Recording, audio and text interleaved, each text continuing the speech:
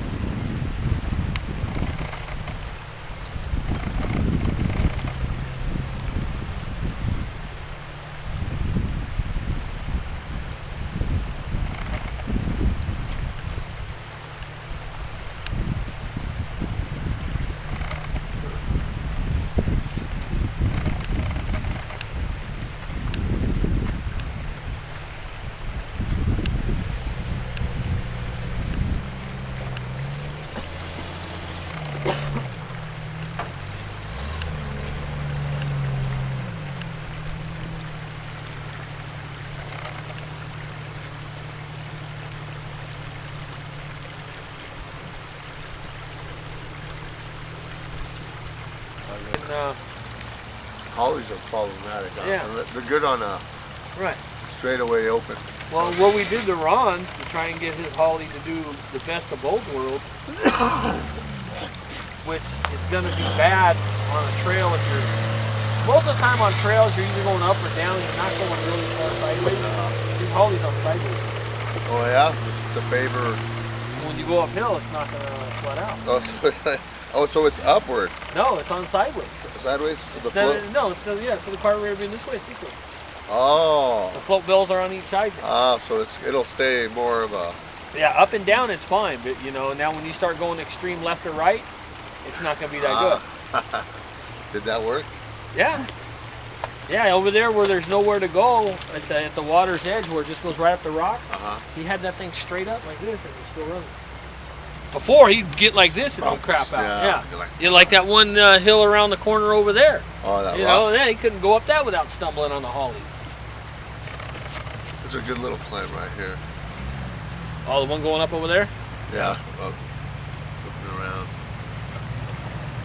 I mean, see, sometimes it's nice to be able to just nail the gas pedal, you know, on the gas motor and have it go. Yeah. You know, but there's so much bottom end torque in that thing. If you just get a little bit of momentum and stay in it, and get the turbo up a little bit. Yeah, it's all be a learning curve, you know. I just want to make sure it was fucking, you know, because I took a perfectly good reliable truck. You know what I mean? You know, because my truck, there's nothing wrong with my truck, man. You hop up underneath the dash, and there was a fucking water line all the way up underneath the dash. Oh, yeah? Yeah, like somebody rolled it into a lake or something. There's a high water mark underneath the dash. I was like, what the hell is this? No, so we go home and try to dry it out because he didn't finish painting it yet. So we're going to take it back to the dealer. Yeah, turn it back in. I don't know what's wrong with it. I don't know why it's 20 gallons of water in the motor. Yeah. Isn't that the time he came out with a big old fish too? Yeah, it was a fish inside the Not a little one, it was a nice size pescado. That's one way of going fishing. Drive in one side, come out the other, see if we got any fish in the back. Have a ticket for natty. Yeah. He just drove in, they were in Tijuana, off-roading again, Rosarito, and then drove in and came straight over to meet us in Jack in the Box or whatever. Yeah,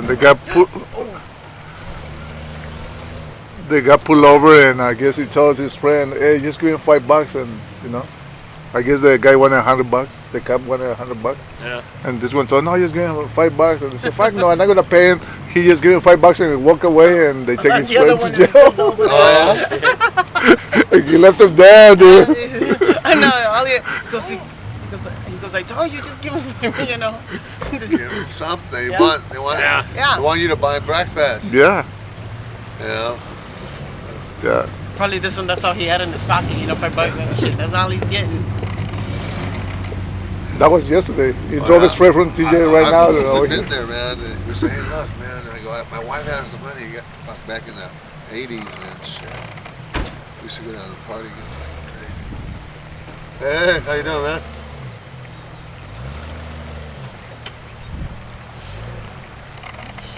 So you're not even supposed to go to TJ right now, man. It's crazy, you know, killing people.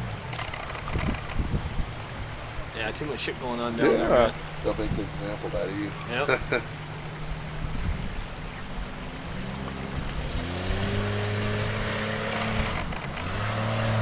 And I guess they went to a nightclub and the girls were getting all drunk and everything, you know. But and he's telling me, hey, you're not supposed to do that over here. Yeah, no, it's true, man. They can steal you, take you somewhere. They'll jack your girlfriend and put her to work. Yeah, exactly. Hold on, George. What's up, dude? George. Jordy. I'm Lupe. It's quiet. It's been like this the last couple of weeks. There's a little bit of mud down there on the right. Somebody left the pallet down there. It wasn't there last week. Yesterday. For escape? I don't know. That whole last weekend, man, it was brutal. It wasn't that bad during the day, and then at the end of the day, it swallowed a set of 44s. And guys were going this way. If you come this way, it's not bad. You drop down in the hole and you give it gas. Well, they were coming this way, and what's his name? Sergio, with the green blazer. He gets in there and nails it. Hits that thing like a wall. The front end came like this. The back tires probably came this high off the ground. The whole thing went wham, slammed down like that. Kid from Chevy's riding high did the same thing. I'm like, man, you guys are gonna break something hard now. You know, I said that's a wall. Don't go that way. You know, and either that or just try and creep through it. And then when you get to it, then stand on it and get it to come out of it. You know. Actually, that was the first time it broke the axle. It fit the strap. Yeah. So that's all we figured it was, right? And then we're going down the hill, and I'm following behind him. We stopped at the very bottom of where the canyon used to be.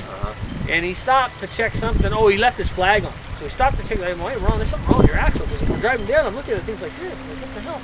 So by the time we drove from here to the parking lot, and then we got down there, and then I looked, and then I seen the axle tube break. And he didn't even realize that happened here. It wasn't until we got to the bottom of the hill. Wow. And I told him, I said, Ron, move over, you're going through your hole. Oh, I've been coming up here for years. Don't tell me what to do. Yeah. Bam! Blew that axle up good, you know. I'm not going to tell you ever again. I got a guy, he works with he does these things out of axle. Yeah. Well, that one broke with the tube with it.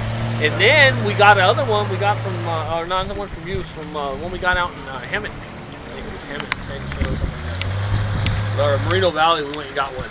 And we even had the tubes welded. Yeah. And then he did the same thing, broke it again, same thing. But it was because of that one-sided traction bar. The traction bar was on one side. You know, which normally you can get away with that. But it just twisted on one side. Yeah, it's twisting the pumpkin because it was on the driver's side too. So that whole leaf spring and axle tube would stay straight. It didn't have much wrap to it. But then the passenger side spring and the whole center section with all the torque of that motor, I told Ron, you had a stock piece of crap motor, it wouldn't matter, but that motor makes torque. Yeah. And that thing sits there constantly going like this. So it broke it again right away. So now it's been redone with a single traction bar right off of the carrier, or the pumpkin in the middle. Yeah. You know, so now he shouldn't have, Yeah, Chris basically did it the same way he did his truck, you know. Hey, where's Chris? He blew his motor up a while back and he's been trying to get it back together. So we can get it running up? I don't know. I haven't talked to him in a couple weeks. That's pretty good. Well, some genius told him on their small block, you put too much cam in it, then it pulls the studs out. They're just pressing studs. And some genius told him, he goes, well, down where the heads are pressed and the studs are pressed in, just get a little small drill bit, drill all the way through the head, through the bolt, tap a little roll pin in there. You know, and I'm like, yeah, that might keep it from pulling out, but it's probably not good because now you're drilling it into cast iron, which is brittle anyway. You know, I said if I was going to do that, I would just suck it up and save the extra money. It only costs about $200 for the machine working the parts to go to screw and stud and guide plate, which is he's done it 2 more times since then. I said, Chris, it's time for screw and stud. Yeah. You know, at one time I found a set of World SR Torquer heads, complete, ready to go, $350. The guy went to aluminum heads, and it was a friend of mine. And he goes, I want $500 for them. I said, that's a good deal, you know, because I mean, brand new, they're only $800 for them, $900. But, he goes, I want $500 for them for you for $350. You know, and these already got the good springs, the valves, the screw-in studs. You know, I'm like, Chris, you can't get a better deal than these heads. You know, I mean, these are good small block iron heads. You know, you'll never have an issue again with these heads. You know, and he's all, you know, I got the money, but you know, I'm gonna do other stuff, and you know, so now today he's still fighting them screw it one over to there, and then you're good. You know. the one. I think I seen that thing for sale.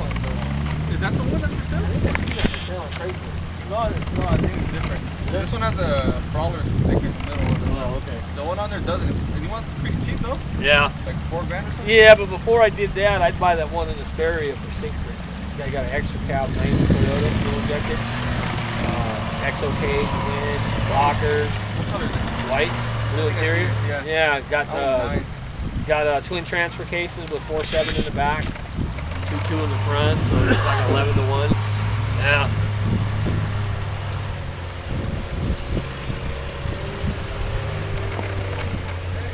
Hey, did you still need a 350 piece?